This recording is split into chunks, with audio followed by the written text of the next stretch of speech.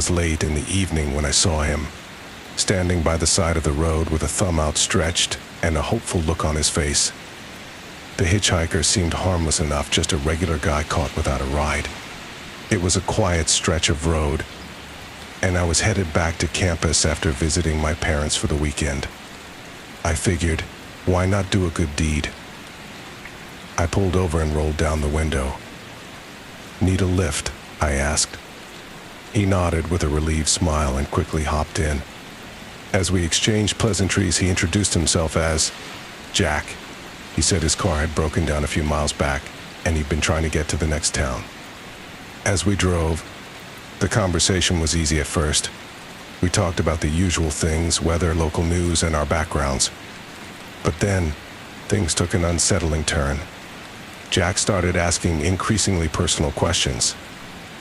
He wanted to know if I lived alone, what my daily schedule was like, and even whether anyone knew where I was right now. My gut instinct told me something was off, but I tried to stay calm and polite, deflecting his questions with vague answers. The situation escalated when he reached into his backpack and pulled out a small, worn notebook. "You know," he said, flipping through the pages, "I've been keeping track of people who picked me up. It's amazing how trusting people can be." He turned the notebook towards me, revealing pages filled with detailed notes, names, descriptions, even personal habits of those who had given him rides. My heart started pounding. I forced a nervous laugh. "That's interesting." My mind was racing, trying to figure out how to get out of this situation.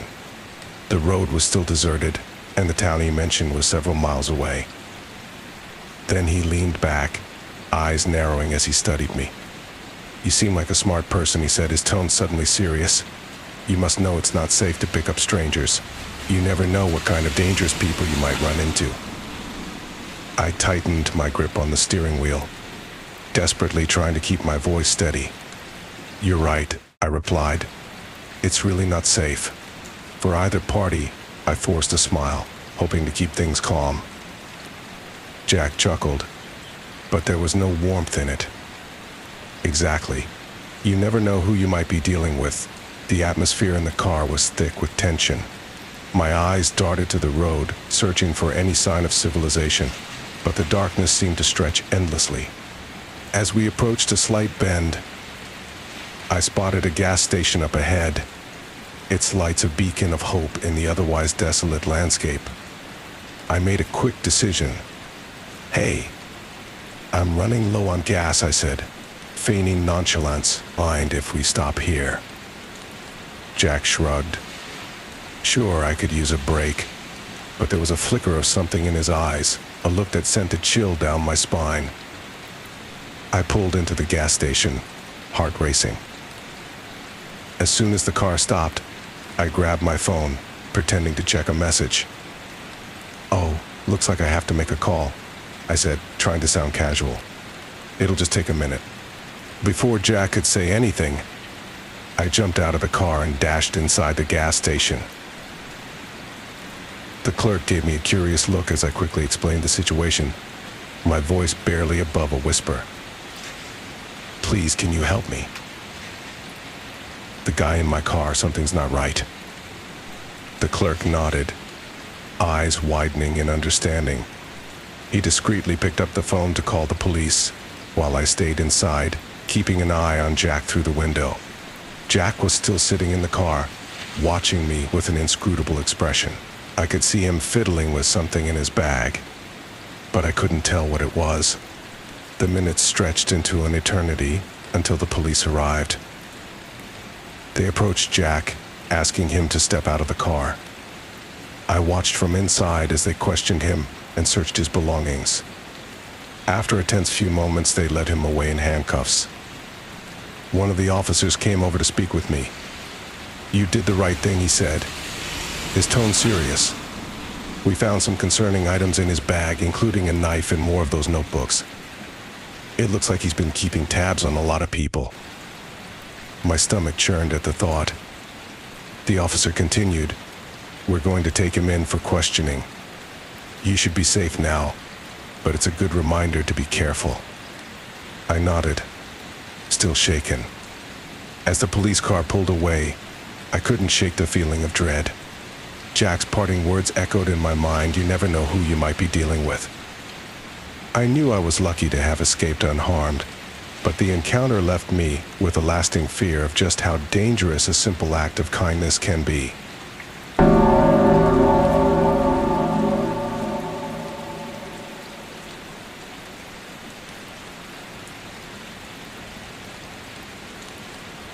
I was stranded on a deserted stretch of road, my car's engine having given up miles from any town. With no cell service and the sun dipping below the horizon, I was starting to worry. Just when I thought I might have to spend the night in my car, a beat-up old sedan pulled over. The driver, a middle-aged man with a warm smile and an easygoing demeanor, offered me a ride to the nearest gas station. Grateful and desperate, I accepted. At first, the ride was comfortable, the driver engaging in friendly small talk about the weather and local sights. He seemed genuinely nice, asking about my plans and offering tips about the area. But as the miles ticked by, something changed.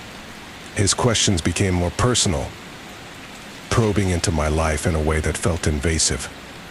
He asked if anyone knew where I was, if I had family nearby, if I lived alone. The casual conversation took a darker turn. I tried to keep my answers vague, deflecting his questions with forced politeness. But the more I sidestepped, the more insistent he became. His tone shifted, a strange edge creeping into his voice. I glanced at the door handle, realizing with a sinking feeling that it had no lock. My heart rate quickened as I contemplated the best way to get out of this situation. The friendly facade continued to crack. He started talking about other hitchhikers he'd picked up, describing them in unsettling detail. His stories grew increasingly disturbing, hinting at things that made my skin crawl. My palms were sweaty, my mind racing for a solution. Then he said something that sent a chill down my spine. "You know," he said, his voice dropping to a whisper, "it's funny how people just disappear. Like that girl they found last year, Emily, was it? Such a pretty thing. You remind me of her." I felt my stomach drop. Emily had been a student at the local university who went missing under mysterious circumstances. Her disappearance had been all over the news. The police suspected foul play, but they never found any solid leads. The driver's eyes met mine in the rearview mirror, and there was something sinister in his gaze. I tried to stay calm, nodding along as if I hadn't heard his words. But inside, panic surged. I needed to get out of this car now. As we approached a crossroads, I made a quick decision. I told him I needed to use the bathroom and asked if we could stop at a gas station up ahead. He hesitated for a moment, then agreed, his eyes narrowing suspiciously. As we pulled into the station, I grabbed my backpack and muttered a quick thanks, pushing the door open before the car had fully stopped. I bolted toward the brightly lit convenience store, not daring to look back. I could feel his eyes on me, that once friendly smile now a distant memory.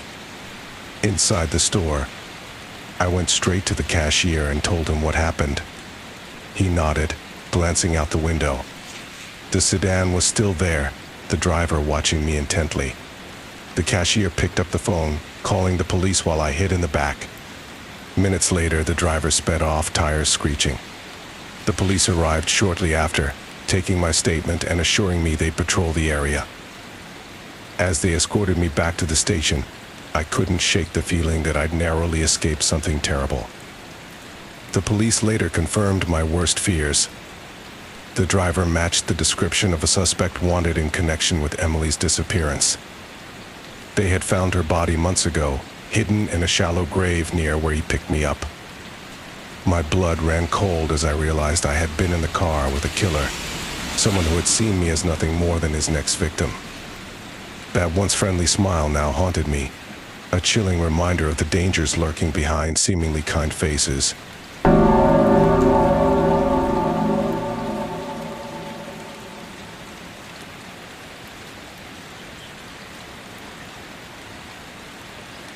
It was late into the night, and I was stranded on a desolate stretch of highway.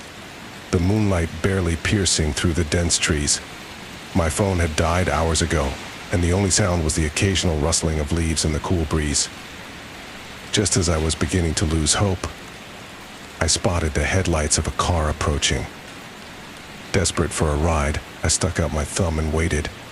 The car, a nondescript sedan, slowed down and eventually stopped beside me. The driver, a middle-aged man with a tired look, rolled down the window and offered me a ride. I hesitated for a moment, weighing the risk, but the cold night and my exhaustion won over caution. I climbed into the passenger seat, grateful for the warmth and comfort of the vehicle.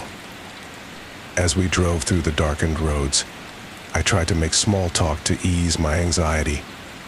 The driver was polite but somewhat reserved, responding with short answers and keeping his eyes on the road.